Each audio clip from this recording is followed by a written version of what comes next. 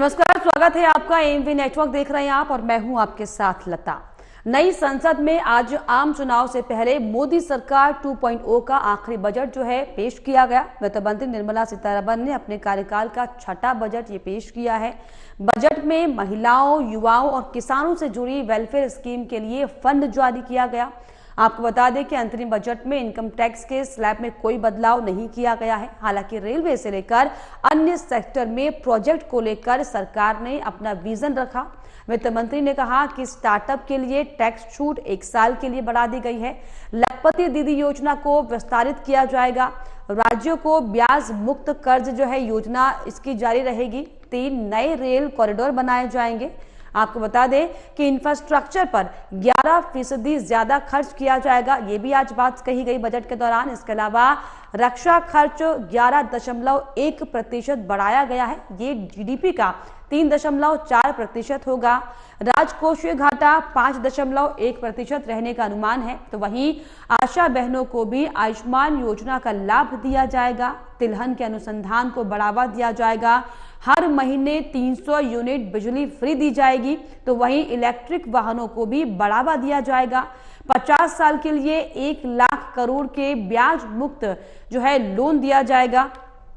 आपको बता दें कि 40,000 सामान्य रेल कोच वंदे भारत जैसे कोच में बदले जाएंगे। वहीं डिफेंस के लिए 6.2 लाख करोड़ का बजट जो है रखा गया है।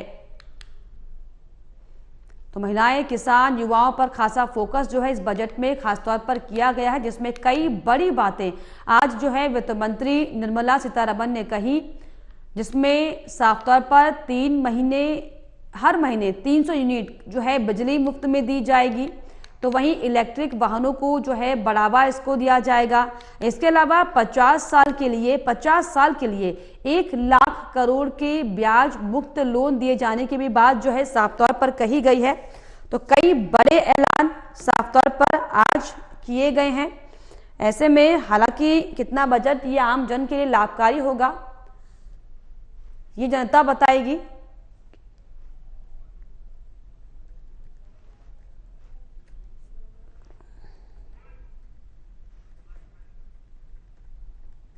वित्त मंत्री श्रीमती निर्मला सीतारमण जी ने आज जो इंटरिम बजट पेश किया, यह फुल फ्लेज बजट नहीं है, इंटरिम बजट है। लेकिन इंटरिम बजट जो भी उन्होंने प्रस्तुत किया तो बहुत ही इंकरेजिंग है, बहुत ही उत्साहवर्धक है और आगे के लिए भी और अधिक आशाएं बढ़ती हैं।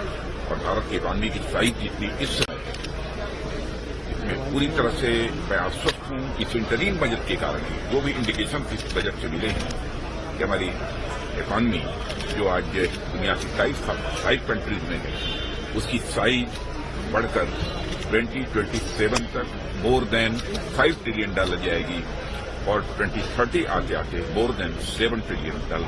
एक ऐतिहासिक बजट है जो पूर्ण रूप से परिलक्षित करता है कि प्रधानमंत्री नरेंद्र मोदी जी के नेतृत्व में जो भारत में एक नई क्रांति और परिवर्तन पिछले 1 दशक में आई है, एक विकसित भारत का लक्ष्य, एक आत्मनिर्भर भारत का लक्ष्य, एक विश्व गुरु बनने का लक्ष्य, उन तीनों लक्ष्यों के प्रति पूर्ण श्रद्धा के साथ और गति के साथ भारत बढ़ चुका है। सबका विकास, सबका विश्वास और सबके लिए प्रयास। आने वाले दिनों में जब हम विकसित भारत की ओर बढ़ रहे हैं, ये बजट उसके लिए एक बहुत बड़ा स्टेपिंग स्टोन है। मेरे दृष्टि से उस बजट की अगर सबसे बड़ी अनाउंसमेंट अगर मैं मानूं, प्रधानमंत्री नरेंद्र मोदी जी ने जय अनुसंधान की बात कही थी।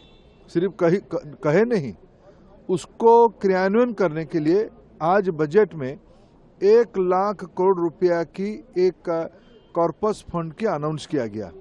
जो संस्था, जो निजी सेक्टर की संस्था, प्राइवेट सेक्टर या इंस्टीट्यूशनल बॉडी लोन लेना चाहेगा, 50 साल तक इंटरेस्ट फ्री लोन देने की व्यवस्था है। वित्त मंत्री जी का ये बजट हिंदुस्तान की आर्थिक क्षेत्र को मजबूत करने वाला है, एक्सपोर्ट को बढ़ाने वाला है, उद्योग व्यवसाय की तरक्की करने वाला है और रोजगार नए क्रिएट करने वाला है। मुझे विश्वास है कि इंफ्रास्ट्रक्चर को अब सबसे ज्यादा प्रायोरिटी मिली है। हमारा भी बजट काफी बड़ा है और निश्चित रूप से आने वाले समय में हमारे देश का रेलवे का, हवाई जहाज, एयरपोर्ट्स, रोड और पावर, ये जो इंफ्रास्ट्रक्चर के चारों क्षेत्र हैं, हम वर्ल्ड स्टैंडर्ड के बनेंगे, ऐसा मुझे विश्वास है। देश के विकास को गति देने वाला, रोजगार को बढ़ाने वाला और गांव, गरीब, मजदूर, किसान के कल्याण की सोच रखने वाला ये बजट आदरणीय प्रधानमंत्री नरेंद्र मोदी जी के नेतृत्व में वित्त मंत्री निर्मला सीतारमण जी ने दिया है। मैं दोनों को बहुत बहुत शुभकामनाएं और शुभेच्छा देता हूं।